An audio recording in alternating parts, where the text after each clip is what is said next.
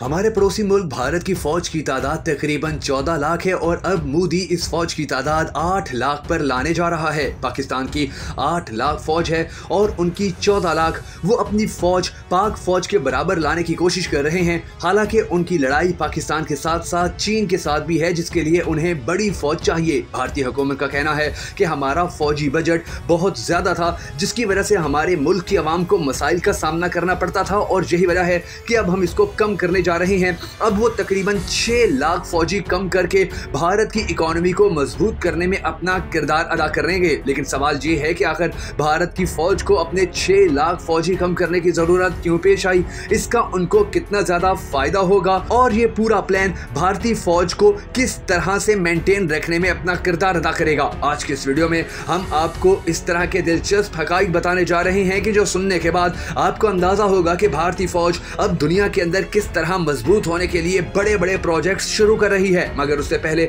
हम सबको दुआ करनी है कि जिस तरह पिछले दिनों भारत में ट्रेन हादसा पेश आया और सैकड़ों लोग अपनी जान से गए, तो अल्लाह की जात इस तरह के हादसात से भारत और पाकिस्तान समेत पूरी दुनिया के लोगों को महफूज रखे। अगर आप भी इस दुआ के अंदर शामिल होना चाहें तो कमेंट सेक्शन के अंदर आमीन जरूर लिखिएगा और अगर अब तक आपने हमारे YouTube चैनल को सब्सक्राइब नहीं किया तो जरूर कर लीजिए और बेल आइकन को प्रेस करना भी हरगिज़ मत भूलिएगा ताकि आपको हमारी तमाम तर वीडियोस बर वक्त मौसूल होती रहें। मैं हूं शकील हैदर और आप देख रहे हैं आपका पसंदीदा चैनल बगा फैक्ट्स। नाज़रीन गिरामी, भारत की हुकूमत अपनी फौज में 6 लाख फौजियों की कमी लाने जा रही है और उनका प्लान ये है कि अब वो 4 साल के लिए अपने फौजी भर्ती किया करेंगे और 4 साल बाद वो उनको 12 लाख रुपए देकर रिटायर कर दिया करेंगे। इसका सबसे बड़ा फायदा ये होगा कि भारत के नौजवानों को 4 साल के लिए रोजगार मिलेगा और 4 साल बाद जब रिटायरमेंट का उनको 12 लाख रुपया मिलेगा तो वो कोई भी छोटा मोटा कारोबार करके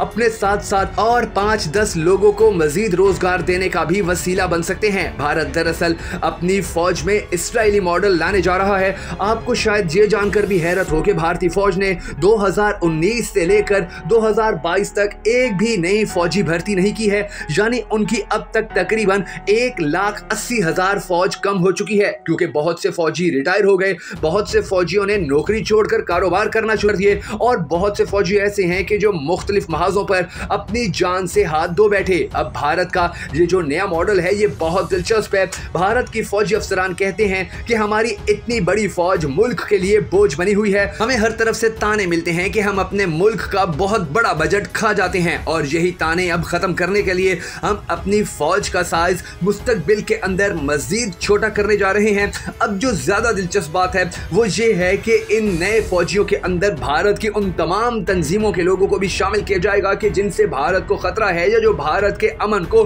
खतरनाक हद तक नुकसान पहुंचा सकते हैं। उनको भर्ती करने का जो सबसे बड़ा फायदा होगा वो ये है कि एक तो वो 4 साल के लिए अपनी फौज के नीचे आ जाएंगे, फौज उनके दमाग तब्दील करने में अपना किरदार अदा करेगी, उन्हें भारत का एक अच्छा शहरी बनाने की तरबियत दी जाएगी, साथ साथ उनको फौजी ट्रेनिंग्स दी जाएंगी, उनको सहूलियात दी जाएंगी और जब वो रिटायर होंगे तो उनके पास 12 लाख रुपए की रकम होगी जिससे वो कारोबार कर सकेंगे और इस तरह उनके शैतानी दिमाग अब ऐसे कामों के अंदर ज्यादा से ज्यादा इन्वॉल्व होंगे कि जो मुल्क को ज्यादा आगे लेकर जाने में अपना किरदार अदा कर सके। अब आप अंदाजा लगाइए कि 4 साल फौज में रहकर वो हमेशा हमेशा के लिए भारत का फौजी भी बन जाएगा और अपना काम भी चलाता रहेगा और इनका सबसे बड़ा फायदा भारत को यह होगा कि वो हर मुश्किल वक्त में भारत के काम आ सकेंगे। मिसाल के तौर पर अगर जो एक ऐसा बंदा के जो 4 साल भारतीय फौज में रहा और वो अपना कारोबार कर रहा है और उसके 2 या 4 साल बाद दोबारा भारतीय फौज को जरूरत पड़ जाती है तो वो बंदा अपना सामान उठाकर फौज में जा सकता है और इस तरह उनका ये प्लान है कि वो अपनी सारी आबादी को ही फौजी बना लेंगे और हर मुश्किल वक्त के लिए मुकम्मल तौर पर तैयार रहेंगे। भारत दरअसल ये सब कुछ चीन का मुकाबला करने के लिए भी कर रहा है और इस मकसद के लिए भारतीय सरकार ने अपनी तमाम तर तैयारियां मुकम्मल कर ली हैं। दूसरी तरफ मोदी के इलेक्शन भी सर पर है और उनकी ख्वाहिश ये है कि वो इन तमाम मकबूजा इलाकों को अपने अंदर जम कर लें कि जिनके मसाइल आज तक हल नहीं हो पाए हैं और उनको हल करने के लिए इनकी फौज का बड़े पैमाने के ऊपर रद्दोबदल भी इंतहाई जरूरी है। अब जिन लोगों को मुख्तलिफ महाजों पर भेजा जाएगा और वो नए नए फौजी होंगे तो आपको अंदाजा हो जाना चाहिए कि फिर उनको किस तरह से भारतीय फौज इस्तेमाल कर पाएगी और किस तरह से वो भारतीय फौज कर सकेंगे। बहरहाल ये जो मॉडल भारत अब अपनी फौज के लिए अप्लाई करने जा रहा है ये मॉडल इससे पहले दुनिया की वाहिद फौज यानी कि इस्राएली फौज के पास है और इस्राएल की जो 1 करोड़ के करीब आबादी है उसमें से तकरीबन 90% लड़के लड़कियां ऐसी हैं कि जो 4 साल अपनी फौज के अंदर रहे, उन्होंने हर किस्म की ट्रेनिंग हासिल की हुई है,